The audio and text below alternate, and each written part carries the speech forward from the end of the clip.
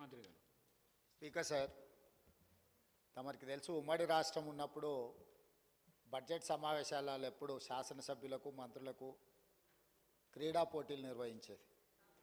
అదేవిధంగా వివిధ కళలకు సంబంధించి కళాకారులుగా శాసనసభ్యులు మంత్రులు పర్ఫామ్ చేయడానికి కూడా అప్పుడు కార్యక్రమాలు తీసుకునేది. సరే, రకరకాల కారణాల చేత స్పోర్ట్స్ స్పిరిటే కొంత లేకుండా పోయింది.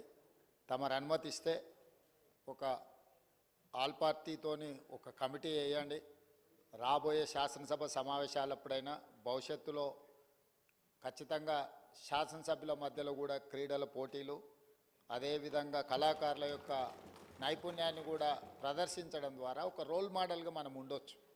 ఎందుకంటే మన వ్యవహారం, మన విధి విధానాలు, మన ప్రవర్తనను బట్టి మన తర్వాతి తరాలు నేర్చుకుంటూ ఉంటాయి. ప్రజాప్రతినిధులుగా ప్రజలకు ఆదర్శంగా నిలబడి ప్రజలు, ముఖ్యంగా విద్యార్థులు మనల్ని నిశితంగా గమనిస్తూ ఉంటారు.